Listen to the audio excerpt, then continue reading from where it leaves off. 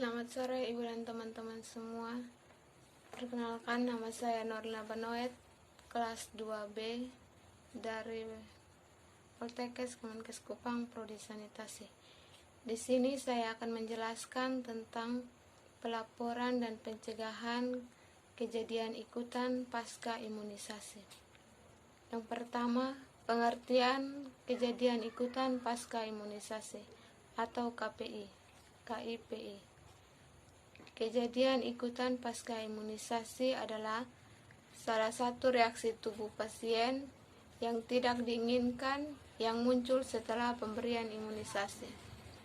Menurut Ranu dan kawan-kawan tahun 2010, kejadian ikutan pasca imunisasi adalah semua kejadian sakit atau kematian yang terjadi dalam masa 1 bulan setelah imunisasi. KIPI dapat terjadi dengan gejala atau tanda yang berbeda-beda, mulai dari gejala efek samping ringan hingga reaksi tubuh yang serius seperti alergi parah terhadap kandungan vaksin. Yang pelaporan KIPI, WHO menyebutkan bahwa semua kejadian ikutan pasca imunisasi atau KIPI wajib dilaporkan sesuai dengan areanya masing-masing.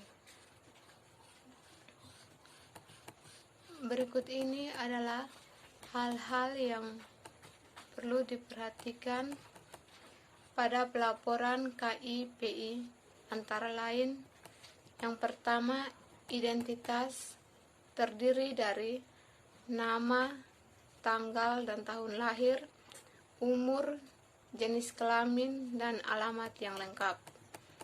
Yang kedua, jenis vaksin yang diberikan seperti dosisnya, nomor bed, dan siapa yang memberikan. Yang ketiga, nama dokter yang bertanggung jawab. Yang keempat, identifikasi apakah ada kejadian ikutan pasca imunisasi pada imunisasi terdahulu. Yang kelima, gejala klinis yang timbul atau diagnosis bila ada pengobatan yang diberikan, dan perjalanan penyakit apakah sembuh, dirawat, atau meninggal. Yang keenam, waktu pemberian imunisasi yang terdiri dari tanggal dan waktu. Yang ketujuh, saat timbul gejala kejadian ikutan pasca imunisasi, seperti diketahui berapa lama interval waktu antara pemberian imunisasi dengan kejadian ikutan pasca imunisasi. Yang kedelapan, apakah terdapat gejala selanjutnya setelah dirawat dan sembuh. Kesembilan, bagaimana cara mengatasi masalah kejadian ikutan pasca imunisasi. Yang ke-10, adakah tuntutan dari keluarga. Kejadian ikutan pasca imunisasi yang harus dilaporkan 30 hari pasca imunisasi atau 1 gejala atau lebih. Yang pertama, kejang. Yang kedua, meningitis aseptik. Yang ketiga, lumpuh layu. Yang keempat, meninggal dan dirawat di rumah sakit. Yang kelima, reaksi lokal yang hebat. Yang keenam, aspes di daerah suntikan. Kejadian ikutan pasca imunisasi yang harus dilaporkan 3 bulan pasca imunisasi yaitu lumpuh layu atau polio 4-30 hari. Yang kedua, neuritis brachialis atau tetanus 2-28 hari. Yang kedua, pencegahan kejadian ikutan pasca imunisasi. Pencegahan kejadian ikutan pasca imunisasi dibagi menjadi 2, yaitu pencegahan ikutan pasca imunisasi akibat reaksi vaksin dan akibat program error. Yang pertama, pencegahan kejadian ikutan pasca imunisasi akibat reaksi vaksin, diantaranya: A. Indikasi kontra diperhatikan. B. Vaksin hidup tidak diberikan kepada anak dengan defensi imun. C.